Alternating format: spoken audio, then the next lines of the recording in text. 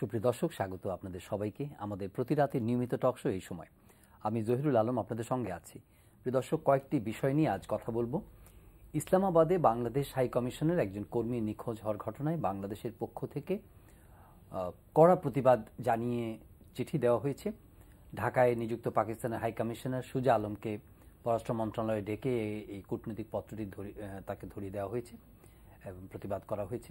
এদিকে পররাষ্ট্রমন্ত্রী আজ সংসদে প্রশ্নোত্তরে বলেছেন যে বাংলাদেশ আপাতত পাকিস্তানের সঙ্গে কূটনৈতিক সম্পর্ক ছিন্ন করার কথা ভাবছে না বা করতে চাচ্ছে না। ইতিমধ্যে তিনি আরও মন্তব্য করেছেন কিছু, সেটি আমরা অনুষ্ঠানে এক ফাঁকে তার বক্তব্যটি শুনব। এছাড়া দিনের অন্যান্য ঘটনার মধ্যে আজকে স্বরাষ্ট্রমন্ত্রীর সঙ্গে দেখা করেছেন মার্কিন রাষ্ট্রদূত মার্শা ব্লুম বার্নিকাট এবং Alison Blake, British high commissioner. আমেরিকার হাই কমিশনার বাংলাদেশে আইএসের হামলার আশঙ্কা ব্যাপারে যুক্তরাষ্ট্রের হাতে তথ্য আছে এই ধরনের কথা বলেছেন। সেই তথ্য স্বরাষ্ট্রমন্ত্রী বলেছেন যে বাংলাদেশের সঙ্গে শেয়ার করুক, সেটা বাংলাদেশ চায়। আজকে আরেকটি ঘটনা, মানবতা বিরোধী অপরাধে নেত্রকোনার তাহের ও ননির মৃত্যুদণ্ড রায় এসেছে এবং বাংলাদেশ নামিবিয়ার বিপক্ষে জয়ী হয়ে গ্রুপ চ্যাম্পিয়ন হয়েছে এবং সর্বোচ্চ উইকেটে রেকর্ড করেছে বাংলাদেশের মিরাজ। এটিও একটা ভালো খবর, সুন্দর খবর। তো সব বিষয় নিয়ে আলাপ করবার জন্য স্টুডিওতে আমন্ত্রণ জানিয়েছে দুজন অতিথিকে। শুধু পরিচয় করে দিচ্ছি। রয়েছেন জনাব সৈয়দ আবুল মকসুদ, লেখক গবেষক, স্বাগত আপনাকে। রয়েছেন জনাব সোহরাব হাসান, যুগ্ম সম্পাদক দৈনিক প্রথম আলো। পাকিস্তানের ঘটনাটি বেশ উত্তেজনা তৈরি করেছে, পাল্টাপাল্টি ঘটনা ঘটেছে এবং বাংলাদেশের একজন কর্মী যে নিখোঁজ হয়েছে, সেটা বললাম শুরুতেই। আমরা আলাপ শুরু করার আগে পররাষ্ট্রমন্ত্রী পার্লামেন্টে কি বক্তব্য রেখেছেন সেটি একটু শুনে তারপর আলাপে যেতে চাই। এই টানাপোড়েন হলেই যে কূটনৈতিক সম্পর্ক ছিন্ন করতে হবে এরকম নয়। গতকালকে যে ঘটনা ঘটেছে ঢাকায় এবং তারপরে তার ফলশ্রুতিতে তারা যে ঘটনাটি ঘটিয়েছেন ওখানে, এটি চলমান আছে আমাদের এবং পাকিস্তান হাই কমিশনারকে ডেকে পাঠানো হয়েছিল আজকে। সম্পূর্ণ জিনিসটি আমাদের বিবেচনাধীন রয়েছে এবং এই সময়টা টাইমিং এর ব্যাপারটা খুব গুরুত্বপূর্ণ। তো কাজেই এটা নিয়ে আমার মনে হয় যে আপাতত আমরা কোনো কিছু করতে চাচ্ছি না, তো ভবিষ্যতেই বলে দেবে যে এটা কোন দিকে যাবে। তবে সব কথার শেষ কথা হলো যে জাতীয় স্বার্থটা সবসময় মাথায় রাখতে হবে। জি জনাব সোহরাব হাসান, আপনি শুরু করতে পারেন। এই দুটো ঘটনা ঘটেছে আমরা দেখলাম। না, পাকিস্তানের সঙ্গে একটা কূটনৈতিক টানাপোড়েন বেশ কিছুদিন ধরেই চলছিল, বিশেষ করে মতিউর রহমান নিজামী এবং সালাউদ্দিন কাদের চৌধুরীর মামলার চূড়ান্ত রায়ের পর, এবং সেখানে পাকিস্তানের পক্ষ থেকে প্রতিবাদ জানানো হয়েছিল। আমাদের ভ্রাতৃপ্রতিম ভাই আর কি এরকম কথাবার্তা বলছিল যে পাকিস্তানি আদর্শে বিশ্বাসী এরকম রাজনীতিকদের করা হয়েছে, রাজনীতিকদের বাংলাদেশে মৃত্যুদণ্ড দেওয়া হয়েছে। জি, তো যেটা বাংলাদেশ থেকে এর প্রতিবাদও হয়েছে। এর আগে একজন পাকিস্তানি অকূটনৈতিক সুলভ আচরণের কারণে কিন্তু তাকে প্রত্যাহার করে নিতে বলা হয়েছিল, তারা প্রত্যাহার করে নিয়েছে। একইভাবে পাকিস্তানও এর পাল্টা ব্যবস্থা নিয়েছে। আমরা অনুষ্ঠানে বসার আগে মকসুদ ভাই বলতেছিলেন যে এই যে কূটনীতিতে পাল্টাপাল্টি, এটি অপরাধ করুক বা না করুক, মানে এটি নিয়ে থাকে। তা এইটাই তো এক ধরনের, কিন্তু গতকালের যে ঘটনাটি সেটা একটু উদ্বেগজনক এই কারণে যে বাংলাদেশ থেকে যেটা বলা হয়েছে, ঢাকায় যে ঘটনাটি ঘটেছে যে সন্দেহভাজন ঘোরাফেরা বা তার কাছে ভারতীয় রুপি পাওয়া গেছে, এ কারণে ধরে নিয়ে গেছে এবং তার যখন পরিচয় জানতে পেরেছে তখন আবার তাকে পাকিস্তানি দূতাবাসের কাছে ফেরত দেওয়া হয়েছে। কিন্তু পাকিস্তানে একজন বিদেশি বাংলাদেশের নাগরিক, একজন কূটনৈতিক দূতাবাসের একজন কর্মী মোহাম্মদ জাহাঙ্গীর কর্মী তার নিখোঁজ হয়ে যাওয়া, তো এটি তো খুব উদ্বেগজনক। যে কোনো, এবং পাকিস্তানের মতো দেশে যেখানে তালেবানের খুবই দৌরাত্ম্য এবং মানে অন্যান্য তো আছেই, লস্করে তৈবা এবং বিভিন্ন জঙ্গি গোষ্ঠী, এবং তালেবানদের যে হামলা বা তালেবানদের যে আক্রমণ বিভিন্ন জায়গায়, বিশেষ করে উত্তর পশ্চিম সীমান্ত বা বেলুচিস্তানে। ইসলামাবাদে এরকম গুম হয়ে যাওয়া বা নিখোঁজ হয়ে যাওয়া সেটি উদ্বেগজনক, এবং তার বাচ্চাকে দিয়ে আসার পর থেকে তাকে খুঁজে পাওয়া যাচ্ছিল না। আনতে গিয়েছিলেন, আনতে গিয়েছিল। তো এখন এটি মানে ঘটনা পরম্পরায় যেটা বোঝা যায় যে বাংলাদেশে যেহেতু এই ঘটনা ঘটছে, পাকিস্তান দূতাবাসের একজন প্রেস শাখার একজন কর্মীকে পুলিশ আটক করেছিল, এবং তার পাল্টা হিসাবে এটা কিন্তু ধরে নেওয়া হচ্ছে। তাই নিখোঁজ থাকাটা এখানে কিন্তু বলা হয়েছে যে তাকে যারা ধরেছে তাদের নাম পরিচয়, তারপর কূটনৈতিক পাকিস্তান দূতাবাসের দ্বিতীয় সচিবের কাছে তাকে প্রত্যর্পণ করা হয়েছে। কিন্তু ওইখানে ঘটনাটিতে হচ্ছে সে বাসায় ফিরে আসছে, তার মানে তাকে আটক করা হয়েছিল অজ্ঞাত ব্যক্তিরাই হয়তো, এবং তাকে আবার ফেরত দেওয়া হয়েছে। কিন্তু যদি আমরা এটি ভালো যে তিনি নিরাপদে বাসায় ফিরে আসছেন, এক্ষেত্রে অন্য যে কূটনীতিকরা আছেন সেখানে তাদের জন্য তারা তো নিরাপত্তা বোধের অভাব বোধ করবেন। আরেকটি ব্যাপার হচ্ছে যে আজকে পররাষ্ট্রমন্ত্রী পার্লামেন্টে একাধিক সদস্য প্রশ্নটা করেছেন যে পাকিস্তানে এই যে যখন পাকিস্তান এই ধরনের সম্পর্ক ছিন্ন করা হবে কিনা, অকূটনৈতিক সুলভ আচরণ করছে, তাতে কূটনৈতিক সম্পর্ক রাখার কি প্রয়োজন, এরকমই। এর আগে আপনি জানেন যে গণজাগরণ মঞ্চ পাকিস্তানের সাথে সম্পর্ক ছিন্ন করার দাবিতে এখানে বিক্ষোভ করেছে, পাকিস্তান দূতাবাসে ঘেরাও করতেও গিয়েছিল। ঢাকা বিশ্ববিদ্যালয়ের শিক্ষা ঢাকা বিশ্ববিদ্যালয়ের একটি প্রতিষ্ঠান। সুতরাং এখন বাংলাদেশের সাথে বাংলাদেশ পাকিস্তানের মধ্যে যে কূটনৈতিক যে শিক্ষা বা শিক্ষা সংস্কৃতি অন্যান্য কর্মসূচি সেটা তো আর ছিন্ন করা হয়নি ব্যাহত, একটি প্রতিষ্ঠান করেছে, সেটা প্রতিষ্ঠানের দায়িত্ব থেকে। কিন্তু বাংলাদেশ পাকিস্তানের মধ্যে সম্পর্ক একটি হচ্ছে দ্বিপক্ষীয় সম্পর্ক, আরেকটি হচ্ছে যে পাকিস্তান সার্কভুক্ত একটি দেশ, বাংলাদেশও সার্কভুক্ত একটি দেশ। আর সুতরাং একটি যে আঞ্চলিক সহযোগিতা জোরদার করার কথা বলছি, ব্যবসা বাণিজ্য যোগাযোগ বাড়ানোর কথা বলছি, সেখানে কূটনৈতিক সম্পর্ক যে কোনো যুক্তিতে যে কোনো কারণ দেখে এটা করাটা কতটা হবে সেটাই পররাষ্ট্রমন্ত্রী বলেছেন।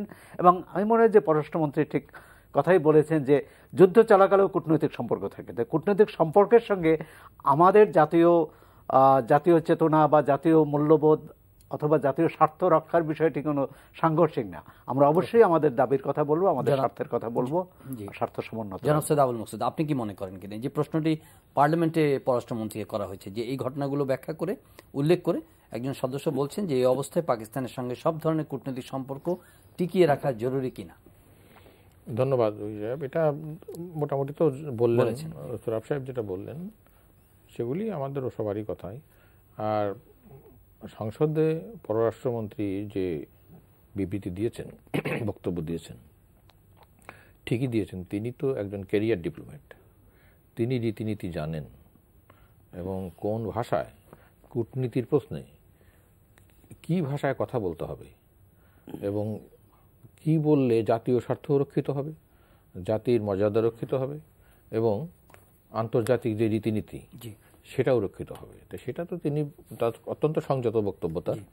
এবং তিনি যেটা বলেছেন যে একটু আপনি ইনসার্ট করে আপনি যে কথাটি বললেন এই কথাটি পররাষ্ট্রমন্ত্রী বলেছেন, জাতীয় স্বার্থ মাথায় রাখতে হবে, জাতীয় স্বার্থ বিবেচনায় নিয়ে আন্তর্জাতিক সম্পর্ক মূল্যায়ন করি এবং আমরা সেই অনুযায়ী পদক্ষেপ নিয়ে থাকি। পাকিস্তানের ক্ষেত্রেও একই বিষয় প্রযোজ্য হবে। তো সেটা ঠিক কথাটি তিনি বলেছেন। তো এর উপরে আর বিষয়টি পার্লামেন্টে তো আলোচনা হতেই পারে এবং নাগরিক সমাজ থেকেও নানা রকমের দাবি উত্থাপিত হতে পারে। কিন্তু মূল বিষয় যেটা সেটা হলো যে সব সম্পর্কই নির্ভর করে যে আমার জাতীয় মর্যাদা কতটা রক্ষিত হচ্ছে এবং জাতীয় স্বার্থ কতটা রক্ষিত হচ্ছে এবং আন্তর্জাতিক যে রীতিনীতি সেটা আবার কতটা রক্ষিত হচ্ছে। তো সেদিক থেকে আমি মনে করি যে বাংলাদেশ সরকার যে পদক্ষেপ নিয়েছে বা বাংলাদেশ সরকারেরই বক্তব্য পররাষ্ট্রমন্ত্রী দিয়েছেন, তো তাতে আমি মনে করি যে ঠিকই বলেছেন যে ভবিষ্যতে যদি সেই ধরনের পরিস্থিতি দাঁড়ায় যে সম্পর্ক ছিন্ন করতে হবে তখন বাংলাদেশ সরকার করবে। আর তা যদি না হয় তাহলে তো যে কোনো ধরনের অন্যায় বা তারা যদি কোনো রকমের অকূটনীতি সুলভ আচরণ করে পাকিস্তান, যেটা পাকিস্তানের কথাবার্তা আচরণ পাকিস্তানের নেতাদের এটা বৈরিতামূলক, তো সেই জিনিসটা যেমন এই যে কিছু রিঅ্যাক্টিভ আচরণ সব, হ্যাঁ সেটা রিঅ্যাক্টিভ, তো সেটা হলো যে এক ধরনের প্রতিক্রিয়া জানাচ্ছে তারা। আমাদের এইখানে বিচার হয়েছে যুদ্ধাপরাধীদের, মানবতা বিরোধী অপরাধে যারা অপরাধী সাব্যস্ত হয়েছেন, এবং সর্বোচ্চ আদালত থেকে তাদেরকে এই শাস্তি দিয়েছে এবং সেই শাস্তি কার্যকর হয়েছে। তো এটার জন্য তাদের তো একটা ঘা খাওয়া, একটা উত্তেজনা প্রকাশ করে বিবৃতি দেওয়াটা ঠিক হয়নি তাদের যে নেতা। তা তাদের তো পাকিস্তানের যে ধরনের কূটনৈতিক ভাষা এবং কূটনৈতিক আচরণ করে কখনো কখনো পাকিস্তান, তো সেটা তো একটা এই ধরনের একটা রাষ্ট্রের কাছ থেকে, যে একটা ছোটোখাটো রাষ্ট্র না, সার্কের একটা অন্যতম প্রধান সদস্য, তো তাদের কাছ থেকে এই ধরনের অকূটনীতি সুলভ কথাবার্তা আচরণ হলে তখন আমাদের এখানে শুধু যে পার্লামেন্টের সদস্যরা এটা প্রশ্ন করেছেন সেটা না, এটা তো যে কোনো নাগরিক, পত্রপত্রিকা, মিডিয়া, নাগরিক সমাজ, তারাও তো এই নিয়ে প্রশ্ন করতে পারে। তো সেই প্রশ্নের মোটের উপর এই মুহূর্তে যে জবাব দিয়েছেন পররাষ্ট্রমন্ত্রী, সেটা আমি মনে করি যথার্থ। একটু ওই যে প্রথম প্রসঙ্গে একটু যেতে চাই, একটি প্রসঙ্গ যেটি মার্কিন রাষ্ট্রদূত এবং দেখা করেছেন, আবার আজকে ব্রিটিশ হাই কমিশনার দেখা করেছেন। কিন্তু এর আগেও আমরা শুনেছিলাম মার্কিন রাষ্ট্রদূত একটি প্রেস কনফারেন্সের মধ্যে বলেছিলেন যে দুই বিদেশি হত্যাকাণ্ডের ঘটনার আগেও সরকারের সঙ্গে তারা ক্রেডিবল, বিশ্বাসযোগ্য গোয়েন্দা তথ্য তাদের হাতে ছিল এবং তারা সেটা শেয়ার করেছে। যদিও সরকার তখন আইএস আছে নেই বা এই ধরনের বিষয়ে পরিষ্কার কোনো বক্তব্য পাওয়া যায়নি। আজকেও মার্কিন রাষ্ট্রদূত বলেছে এবং আইএস বিষয়ে জঙ্গি হামলার আশঙ্কা বা আইএস হামলার আশঙ্কা বাংলাদেশ এবং অন্যান্য স্থানে আছে, ইন্দোনেশিয়ার পরে এই তথ্যটা আছে বলে স্বরাষ্ট্রমন্ত্রীকে জানিয়েছেন এবং এই ব্যাপারে সহযোগিতার আগ্রহ যুক্তরাষ্ট্র দেখিয়েছে এবং বাংলাদেশও সেটাকে স্বাগত জানিয়েছে। এ বিষয়ে আপনার কি মত? আচ্ছা, ধন্যবাদ।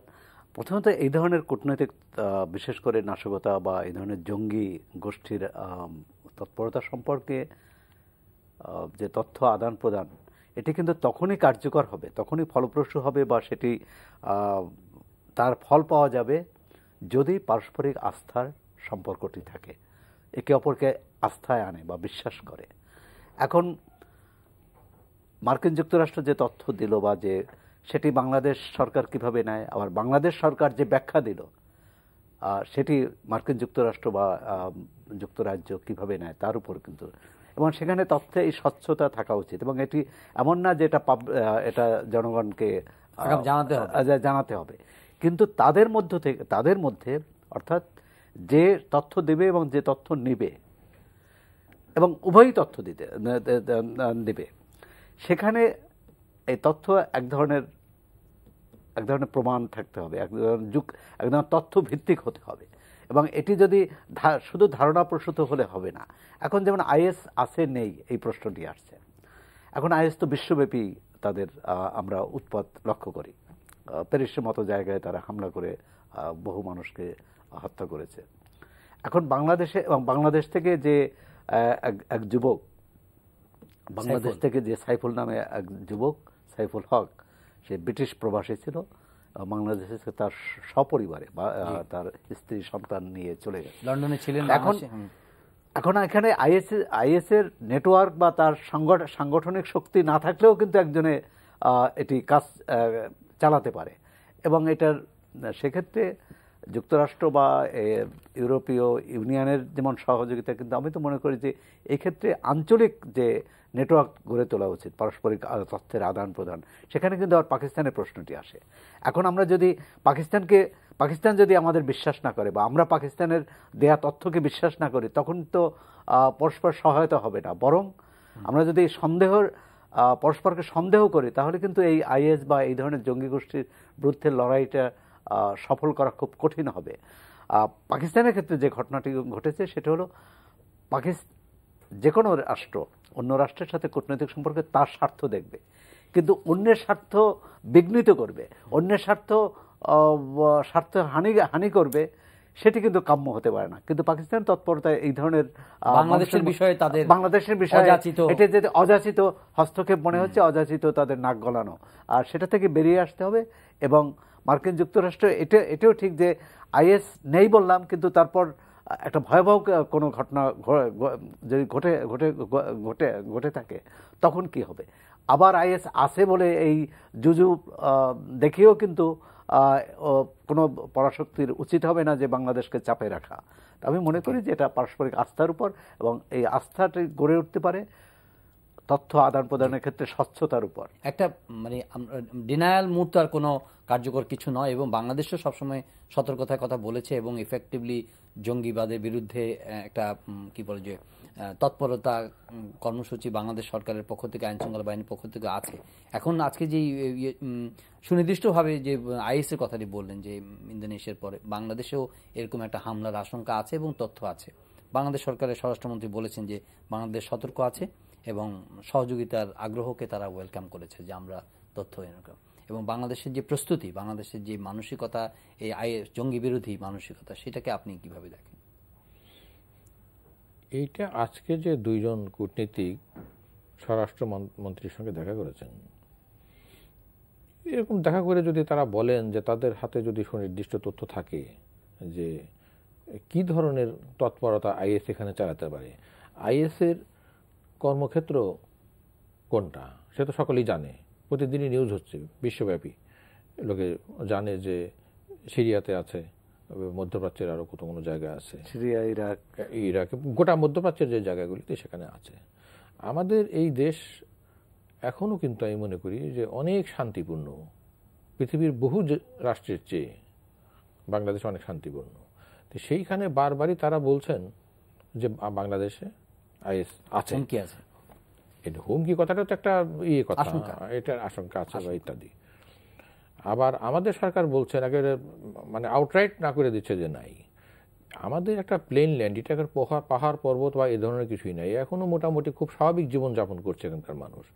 সেখানে বারবার তারা বলছেন যে এবং এই আইএস আছে, এবং আইএস থাকলে আইএস বিরোধী যে জোট আছে সেই জোটেরও তৎপরতা থাকবে। এখানে যদি আইএসের তৎপরতা থাকে এবং সেটা যদি আমাদের সরকার স্বীকার করে এবং যদি সত্যি সত্যি মানুষও দেখে যে হ্যাঁ সত্যি আইএসের তৎপরতা আছে, তাহলে কিন্তু আইএস বিরোধী তৎপরতাও এখানে হবে। এবং সেই তৎপরতার ভিতর তারা আবার কারা? তারা তো এই যে দুই কূটনীতিক সেখানে দেখা করেছেন, এই দুই কূটনীতিকের দেশ এবং আরও তাদের সঙ্গে আরও অনেকগুলি দেশ আছে, যা আমাদের এই সাধারণ নাগরিক হিসেবে আমাদের যেটা মনে হয় যে বাংলাদেশ একটা আন্তর্জাতিক নজরদারির ভিতরে রয়েছে। অর্থাৎ এখানে আইএস আছে এই কথাটা বলাতে কোনো কোনো পরাশক্তি তারা এটা উপভোগ করে, লাভ ক্ষতির ব্যাপার আছে তাদের। তা আমাদের সরকারকে সেটা বিবেচনা করে দেখতে হবে যে এই যে অব্যাহতভাবে তারা বলছেন যে আইএস আছে এখানে, এটাতে কি ধরনের তৎপরতা তাহলে আইএস এখানে করতে পারে। এখানে কি তাহলে সিরিয়ার মতো বা আপনার ইরাকের মতো বা অন্যান্য মধ্যপ্রাচ্যের যে সমস্ত দেশে আইএসের, আপনার টার্কিতে হোক বা আপনার ইয়েতে হোক, ইরানে হোক, সেই রকমের কোন ধরনের তৎপরতা তারা চালাতে পারে এবং কি ধরনের তথ্য তাদের কাছে আছে এবং কি ধরনের তথ্য আজকে তারা আমাদের মন্ত্রীকে দিয়েছেন এবং আমাদের মন্ত্রী এই তথ্য পাওয়ার পরে কি ব্যবস্থা করেন। আমি মনে করি যে এসব বিষয় নিয়ে সংসদে বিস্তারিত আলোচনা হওয়া উচিত। যে আজকে যে তথ্য ইত্যাদি তারা আশঙ্কা কথা জানিয়েছেন, এই সব কথা শুনে তো সাধারণ মানুষের মধ্যে একটা উদ্বেগের সৃষ্টি হতে পারে এবং উদ্বেগ হওয়াটাই তো উচিত যে যদি সত্যি সত্যি আইএস থাকে, আইএস কি একটা জিনিস। আইএস তো কোনো একটা সাধু সন্ন্যাসীর সংগঠন না। আইএস শুধু এই নয় যে তারা সুফিবাদ প্রচার করছে, তা তো না। আইএস মানে একটা ভয়ঙ্কর একটা জিনিস। সেই ভয়ঙ্কর জিনিসটি অন্যান্য দেশে যে ব্যাপার ঘটাচ্ছে এবং আইএসের যে ভ্রাতৃপ্রতিম সংগঠন কতগুলি আছে, এটা কি আমরা বোকো হারাম আর ইত্যাদি, মানে যে সমস্ত মৌলবাদী ধর্মান্ধ যে সমস্ত গোষ্ঠীগুলি আছে, তার মানে অনেকগুলি এই ধরনের উগ্র প্রতিষ্ঠান রয়েছে। এই প্রতিষ্ঠানগুলির কোনো কোনো এজেন্ট যদি বাংলাদেশে থাকে, সেটা থাকলে এটা কি করে আমি আর আপনার বুঝতে পারবো বা জানবো, এটা তো সাধারণ লোকে বুঝতে পারবে না। তবে সরকারের গোয়েন্দা তৎপরতা আরও জোরদার হওয়া উচিত এবং আমাদেরকে বুঝতে হবে এবং আমাদের সরকারকে বুঝতে হবে, সরকারের যারা নীতি নির্ধারক তাদের এই বিষয়টি নিয়ে ভাবতে হবে, বিচার বিশ্লেষণ করতে হবে যে আমরা এই যে পরাশক্তির এই যে প্রতিনিধিরা, রাষ্ট্রদূতরা, তারা যে কথাগুলি বলছেন, এই কথাগুলি কতটা বস্তুনিষ্ঠ এবং কতটা অসার এবং কতটা আমাদের ভীতি প্রদর্শনের জন্য করা হচ্ছে, কতটা মানে সত্যের কাছাকাছি, সেই জিনিসটি কিন্তু সরকারকে খুব গভীরভাবে তারা চিন্তা করতে হবে। কারণ তা না হলে এটা আমরা বুঝতে পারছি সাধারণ মানুষ যারা, যে বাংলাদেশ এক ধরনের একটা কঠোর নজরদারির ভিতরে রয়েছে পরাশক্তির।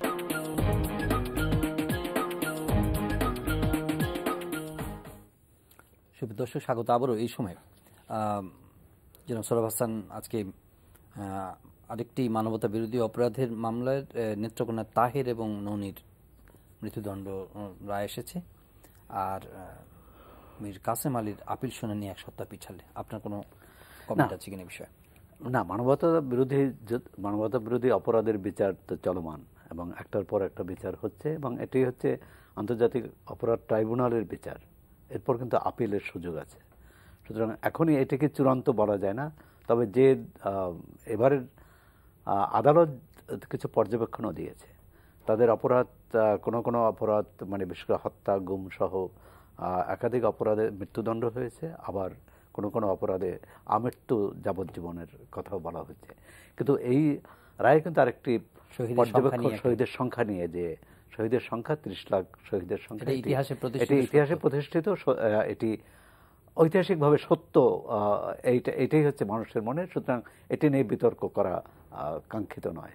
আমি মনে করি যে এই এখন যে রাজনৈতিক মহলে, বিশেষ করে সরকারি ও বিরোধী মহলে যে শহীদের সংখ্যা নিয়ে যে বিতর্ক চলছে, বা কোনো পক্ষ বিতর্ক করছে, কোনো পক্ষ সেটাকে আবার রাজনৈতিকভাবে ব্যবহারের চেষ্টা করছে, এর থেকে বেরিয়ে আসা উচিত উভয় পক্ষকে। মানে এবং এটি হচ্ছে 71-এর ঘটনা। 71-এ যারা শহীদ হয়েছে তাদের আমরা কিভাবে সম্মান দেব, কিভাবে তাদের মর্যাদা প্রতিষ্ঠা করব, শহীদ পরিবারগুলোকে কিভাবে আমরা মানবিক যে মর্যাদা পেতে পারে এবং তাদের প্রতি গোটা জাতির যে সম্মান দেখানো উচিত, সেদিকেই আমাদের নজর দেওয়া উচিত। এইসব সংখ্যা বিতর্ক নিয়ে এটা আমি মনে করি যে কোনোভাবেই এটা কাঙ্ক্ষিত নয়। এবং স্বাধীনতার 45 বছর পরে, আর পৃথিবীর বহু দেশে দ্বিতীয় বিশ্বযুদ্ধে, এখন এটা দ্বিতীয় বিশ্বযুদ্ধে বলা হয় যে 6 কোটি লোক মারা গেছে, রাশিয়ায় 2.5 কোটি লোক মারা গেছে। এখন এই সংখ্যা আমি জানি না যে সেখানে এরকম কোনো তালিকা আছে বলে আমার ধারণা নেই। তো এতে তো কোনো লাভ হচ্ছে না। আর এখন যে বিতর্কটা হচ্ছে আসলে দলীয় দৃষ্টিভঙ্গিতে কোন দলের কতটুকু লাভ ক্ষতি হবে। এটা এই লাভ ক্ষতিটা জনগণের সমস্যা, জনজীবনের সমস্যা আছে, এসব নিয়ে যদি রাজনীতিকরা চিন্তা করে সেটা খুব ভালো। জি, জনাব সৈয়দ আবুল মকসুদ, এই বিষয়ে আপনি কি মনে করেন? না, আমি ওনার সঙ্গে একমত যে এটা নিয়ে যেরকমভাবে বিতর্ক হচ্ছে, এটা সাধারণত এই গণহত্যার বিষয় নিয়ে এই ধরনের বিতর্কটা, এটা আমাদের রাজনৈতিক অপরিপক্কতা এবং আমাদের অত্যন্ত সংকীর্ণতা, এবং বিশেষ করে এই রাজনৈতিক দলীয় সংকীর্ণতারই পরিচয়। আমার মনে হয় না যে এ নিয়ে আর এটা কোনো উভয় পক্ষই যে খুব একটা মানে এই করে খুব লাভবান হবেন বা ক্ষতিগ্রস্ত হবেন তাও না। কারণ যা ঘটেছে ইতিহাসে, যা সত্য তা সত্যই। এ নিয়ে বিতর্ক সাধারণত কেউ করে না। কোনো সভ্য দেশ এবং সেখানকার দায়িত্বশীল রাজনীতিক যারা বা দায়িত্বশীল যারা এই সমস্ত রাষ্ট্র যারা কর্ণধার এবং বিরোধী দলের হোক বা যেই হোক না কেন, কিছু কিছু প্রশ্নে আদালত পর্যন্ত গড়াচ্ছে, এগুলি আদালত খুব সুস্থতার লক্ষণ নয়। কারণ যে জিনিসগুলি জাতির আবেগ অনুভূতির সঙ্গে যুক্ত, এবং যে জিনিস জাতির জীবনে সেই ভয়াবহ ব্যাপার একবারই ঘটেছে এবং সেখানে লক্ষ লক্ষ মানুষ জীবন দিয়েছেন, তাদের যে অন্তত সকলের একটা খেয়াল রাখা উচিত যে সেই সমস্ত তার সংখ্যাটি কি সেটা বড় কথা না, কিন্তু গণহত্যা তো সংখ্যার বিরাটত্ব এবং কম দিয়ে হয় না, যেখানে নির্বিচারে নিরপরাধ মানুষকে একটা পরাক্রান্ত শক্তি, সেই শক্তি যখন নিরপরাধ মানুষের উপরে অত্যাচার করে, অবিচার করে, তো সুতরাং সেটাকে সেইভাবেই তারই নামে গণহত্যা। সেই গণহত্যা তো এখানে হয়েছে, সেটা সারা দুনিয়ার লোক জানে, আমাদের যারা এখন রাজনীতি করছেন তারাও জানেন। তো সুতরাং এইসব জিনিস নিয়ে যারা বিতর্ক করছেন সেটা খুব সুস্থতা নয়। আমি আজকের সময় অত বেশি নেই, একটি বিষয়ে আলোচনা করতে চাই। আপনিও আজকে লিখেছেন সে মায়ানমারে আমাদের প্রতিবেশী দেশ একটা ট্রান্সফরমেশন মানে গত কয়েক বছর ধরে চলছে এবং এই মাত্র তাদের পার্লামেন্টের নিম্নকক্ষ তারা অধিবেশনে বসেছে এবং এটা চিন্তাও করা যায়নি এক সময়, কিন্তু অং সান সুচি তিনি পার্লামেন্টের অধিবেশনে যোগ দিয়েছেন এবং আরও পরিবর্তন ধাপে ধাপে আরও পরিবর্তন আসবে বলে সবাই আশা করছে, ধারণা করছে। এটা ঠিক, আমাদের প্রতিবেশী দেশ তো বটেই, একই সঙ্গে পূর্ব এশীয় দেশগুলোর সঙ্গে, আসিয়ান দেশের সঙ্গে দক্ষিণ এশীয় দেশের সম্পর্কের ক্ষেত্রে কিন্তু বাংলাদেশ একটা গুরুত্বপূর্ণ ভূমিকা পালন করতে পারে। আর নিকট প্রতিবেশীকে কখনো তো পরিত্যাগ করা যায় না, কারণ এটা হচ্ছে বাস্তবতা। মিয়ানমারের এই যে ক্ষমতা হস্তান্তর, গণতন্ত্রায়নের পথ দীর্ঘ এবং এজন্য বহু রক্ত, বহু প্রাণ গেছে, বহু এই যে গণতন্ত্রের নেত্রী বলে পরিচিত যিনি সারা বিশ্বে প্রশংসিত খ্যাতি পেয়েছেন, সেই অং সান সুচি 15 বছরের বেশি সময় অন্তরীণ ছিলেন, জেল খেটেছেন।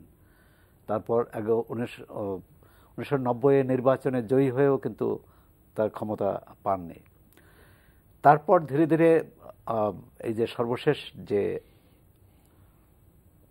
সামরিক যে প্রেসিডেন্ট এখনো আছে দায়িত্বে, যদিও তার সময় মেয়াদ শেষ হয়ে গেছে, মার্চের শেষ পর্যন্ত থাকবেন, তিনি একটি কি বলে সংস্কার বলা যায় যে সংস্কারের উদ্যোগ নিয়েছিলেন। সেই সংস্কারের উদ্যোগে গণতান্ত্রিক দল, দেশের বৃহত্তম গণতান্ত্রিক দলকে আত্মীকরণের চেষ্টা করেছে, তাকে নিয়ে চলার। এবং সেখানে প্রথম এই নির্বাচনে গত বছর যে নির্বাচন হলো 2015-তে, সেই নির্বাচনে বিপুল ভোটে জয়ী হয়েছে। এর আগের নির্বাচনেও কিন্তু 2008-এর সংবিধান অনুযায়ী যে নির্বাচনটি হলো 2010-এ, সেই নির্বাচনে সুচির দল অংশ নেয়নি। কিন্তু 2012-তে উপনির্বাচনে প্রায় 40-42টি আসনে উপনির্বাচন হয়। নতুন অভিযাত্রা শুরু হয়েছে, কিন্তু চ্যালেঞ্জও আছে। চ্যালেঞ্জ হচ্ছে যে সামরিক বাহিনী এখনো সংবিধান অনুযায়ী সামরিক বাহিনীর ক্ষমতা তাদের হাতে, মূল ক্ষমতা তাদের হাতে। স্বরাষ্ট্র, প্রতিরক্ষা এবং সীমান্ত মন্ত্রণালয় তাদের, ব্যবসা বাণিজ্য তাদের হাতে। এখন সূচি এবং জনগণ হচ্ছে সূচির সঙ্গে। এই জনগণ এবং সেনাবাহিনীর এই যে কর্তৃত্ব এবং নেতৃত্বের মধ্যে কিভাবে আপোষরফা হয়, সমঝোতা হয়, তার উপর নির্ভর করবে। আরেকটি হচ্ছে যে মিয়ানমার কিন্তু বাংলাদেশের মতো এরকম সমগোত্রীয় দেশ নয়, সেখানে বিভিন্ন জাতিগোষ্ঠী আছে তাদের, এবং 135টি জাতিগোষ্ঠী, এবং আমাদের বাংলাদেশের সঙ্গে বাংলাদেশের সঙ্গে রোহিঙ্গা ইস্যুটি আছে। তো মিয়ানমারের সেখানে সূচির জন্য বড় চ্যালেঞ্জ হচ্ছে এই যে যারা বর্মী নয়, মানে সংখ্যালঘু জনগোষ্ঠী এবং জাতিগোষ্ঠীর অধিকার রক্ষায় কি করতে পারে। এবং গত নির্বাচনে একটি দুর্ভাগ্যজনক ঘটনা ঘটেছে যে সেখানে মুসলমানরা শতকরা 4 ভাগ হওয়া সত্ত্বেও একজন মুসলমানকেও কোনো দলই নমিনেশন দেয়নি, যার ফলে তাদের কোনো প্রতিনিধিত্ব সংসদে নেই। সুতরাং এটাই আমি মনে করি একটা বড় ধরনের কি বলে বিচ্যুতি বা ত্রুটি। মায়ানমার নিয়ে আপনি কমেন্ট শুনবো। আর আপনি বইমেলা, অমর একুশে গ্রন্থমেলা শুরু হয়েছে, গ্রন্থমেলা সম্পর্কে তো সারা মাস ধরেই কম বেশি আলোচনা হবে। আপনি আজকে গেছেন, আমি জানি, গ্রন্থমেলা থেকে ঘুরে এসেছেন। সেখানকার পরিবেশ, মানুষের বই প্রীতি এবং বইয়ের বাজার, মানুষের বই পড়ার আগ্রহ, সর্বোপরি বাংলার প্রসার নিয়ে আমরা যে আকাঙ্ক্ষা ব্যক্ত করি, সেই বিষয়ে আপনি কমেন্ট করুন। মিয়ানমারের ব্যাপারে একটু বলুন। আপনি মিয়ানমারের ব্যাপারে বলার কিছু নেই, কারণ কেবল তার যাত্রা শুরু। তবে এটা আমি বুঝতে পারি একটা, যে ক্ষমতার বাইরে থেকে বিরোধী দলের নেতা হিসেবে যখন গণতন্ত্রের কথা, মানবাধিকারের কথা, জনগণের অধিকারের কথা এগুলি যখন বলেন সেটা একরকম, কিন্তু ক্ষমতায় যাওয়ার পরে এই জিনিসগুলি আবার রক্ষণাবেক্ষণ করা, সেটা খুব চারটিখানি কাজ না। তো সেই জায়গাটাতে যদি সাকসেসফুল হতে পারেন, সফল হতে পারেন সুচি, তাহলে সেটা আমরা তাকে সাধুবাদ জানাবো। আর তিনি অনেক লড়াই সংগ্রামের ভিতর দিয়ে তিনি এই জায়গায় এসেছেন। আর আরেকটা জিনিস হলো মিয়ানমারের যে অবস্থা, উনি বললেন যে অনেক জাতিসত্তা আছে সেখানে, অনেক দেশেই আছে, কিন্তু প্রধান কয়েকটি থাকে। তো সেই জায়গাটা থেকে হলো কি যে তার যে আপনার মিয়ানমারের যে বৌদ্ধ মৌলবাদ বৌদ্ধ উগ্রবাদ যে পরিমাণ আছে সেই জিনিসটিকে তিনি যদি ঠিক মতো হ্যান্ডেল করতে না পারেন, ঠিক মতো তার মোকাবেলা করতে না পারেন, তাহলে কিন্তু ওনার ক্ষমতায় আসা বা না আসায় মিয়ানমারের অবস্থা এবং মিয়ানমারের সঙ্গে প্রতিবেশী দেশগুলো, বিশেষ করে বাংলাদেশের না, বাংলাদেশের প্রতি খুব একটা বন্ধুসুলভ বলে তাকে প্রতিমান না, বন্ধুসুলভ তিনি হবেন না, কারণ সেইটা এর আগেই প্রমাণ পাওয়া গেছে। কারণ রোহিঙ্গাদের প্রশ্নে দিল্লি যখন তিনি গেলেন সেখানে তাকে এই প্রশ্ন করেছিল সাংবাদিকরা, তিনি এই প্রশ্নের কোনো সদুত্তর দেননি। অর্থাৎ তিনি তার জাতির মেজরিটির ইচ্ছা অনিচ্ছা আশা আকাঙ্ক্ষাকে যদি তিনি বেশি গুরুত্ব দেন তাহলে কিন্তু গণতান্ত্রিক অধিকার এটা বোধহয় শুধু অং সান সূচি না, আমাদের সব জাতীয়তাবাদী নেতারাই যেহেতু তিনি একটা নোবেল পুরস্কার পেয়েছেন শান্তিতে, সেই জায়গায় তার কাছে প্রত্যাশা অনেক বেশি। কারণ তিনি কিন্তু যদি আদৌ ক্ষমতায় না আসতেন তাহলে বুঝবো যে তাকে ভুল জায়গায় এই মানবাধিকারের এই পুরস্কার। বইমেলা সম্পর্কে একটু কমেন্ট না, বইমেলায় আমি গেছিলাম আজকে, আমার একটা বই বেরিয়েছে ঢাকা বিশ্ববিদ্যালয় ও বাংলাদেশের উচ্চশিক্ষা। এটা অনেক দিন আমি অনেক কাল থেকেই লিখছিলাম এই বইটা, অনেক দেরিতে বেরোলো আমার কারণেই। সেই বইটা আমি মেলায় গিয়ে শুনলাম যে আজকে এসছে, আর মেলার অবস্থাটা দেখলাম যে মেলাটা জমে নেই এখনো, আসছে এবং অনেক, হ্যাঁ আরো 2-1 দিন লাগবে, অনেক স্টল এখনো চালুই হয়নি। তবে আমি মনে করি যে এবার অনেক সুশৃঙ্খলভাবে মেলা হবে এবং অনেক সুপরিকল্পিতভাবে বাংলা একাডেমি যে সব ব্যবস্থাগুলি নিয়েছে, ব্যবস্থা নেওয়ার আগে থেকে আমি জানতাম এগুলি যে কীভাবে করছে। কয়েকদিন গেছি আমি মাসখানেক, তো তাতে আমার মনে হয় যে অন্য যে কোনো বারের চেয়ে এবার মেলা যেমন বড় হচ্ছে তেমনি সুপরিকল্পিতভাবে হচ্ছে এবং খোলামেলা জায়গা হওয়াতে যারা ক্রেতা বা বই প্রেমিক তারা অন্তত বেশ একটু স্বস্তির সঙ্গে হাঁটা চলাফেরা করতে পারবেন। আর আমি দেখলাম যে নতুন নতুন বইও আসছে। আমার বইটাও ওনাদের প্রথমা থেকে বেরিয়েছে, আমি জানতাম না যে আজকে, মনে করছিলাম 3-4 দিন পরে বেরোবে, আজকেই দেখলাম। তো সেদিক থেকে আমার ভালো লাগছে যে এই যে নতুন নতুন লেখকদের বই আসবে এবং এর মধ্যে তো নিশ্চয়ই অনেক ভালো বই থাকবে এবং ইতিমধ্যে অনেক ভালো বই এসছে। ওকে, কবি সোহরাব হাসান। বইমেলা নিয়ে, আমাদের বইমেলা 21-এর বইমেলা বলা হয় প্রাণের মেলা আমাদের, কি বলে, তো এই প্রাণের মেলা বুদ্ধির মুক্ত বুদ্ধির চর্চার মেলা হোক এবং যুক্তির মেলা হোক। কারণ এই বইমেলা থেকে কেউ বেরিয়ে এসে আবার চাপাতির কোপের মধ্যে না পড়ুক। গতবার নিরাপত্তা নিয়ে অনেক প্রশ্ন ছিল, এবার নিরাপত্তার সংশ্লিষ্টরা বলেছেন নিরাপত্তা জোরদার করা হয়েছে, সেটা করেছে, সেটা আমরা চাইবো। শুধু সিসিটিভি বসালেই তো হবে না। যেটা হচ্ছে যে মানুষ যারা নিরাপত্তা রক্ষা কর্মী তাদের সচেতনতা, তাদের সক্রিয়তা, সেটা একটি নির্ভর করবে। আর হচ্ছে আমরা একটা এমন দেশের রাজনৈতিক, গত বছর কিন্তু একটা অস্বাভাবিক পরিস্থিতি বইমেলা হয়েছিল, এবার আমরা মনে করি যে একটি সুস্থ পরিবেশে, শান্তিপূর্ণ পরিবেশে বইমেলা হচ্ছে। সুতরাং এই ধরনের অন্ধকারের শক্তি মাথাছাড়া দিয়ে উঠতে পারবে না। সবাই নিরাপদে বইমেলায় যাবে, তার প্রিয় বইটি কিনতে পারবে এবং নিরাপদে বাসায় ফিরতে পারবে। এবং আমাদের বইমেলার একই সঙ্গে মুক্ত বুদ্ধি চর্চার ক্ষেত্রে এই বইমেলা যাতে একটি দৃষ্টান্ত, একটি মাইল ফলক হয়। কারণ আমরা এর আগে দেখেছি এই 21, আবুল ফজল বলেছিলেন 21 মানে মাথা মতো নত না করা। আমরা সেই বুদ্ধির যে চর্চা, জ্ঞানের যে চর্চা, সেখানেও কোনো বাধা না আসুক, কোনো রকম আমরা আঘাত না আসুক। কারণ বাংলাদেশে এটা কিন্তু বড় ধরনের শঙ্কা, ঝুঁকি। আমি মনে করি যে এই বইমেলার নিরাপত্তার বিষয়টি সরকারের ধন্যবাদ। না, এটা জাতির বৃহত্তম সাংস্কৃতিক অনুষ্ঠানের মধ্যে পড়ে, এর চেয়ে বড় নাই। আর এত বড় মেলা পৃথিবীর কোন দেশে হয় না, এত দীর্ঘস্থায়ী, এত বড় মেলা হয়, এত দীর্ঘস্থায়ী না, সেই দীর্ঘস্থায়ী। আমরা সর্বাঙ্গীন সাফল্য কামনা করছি বইমেলা।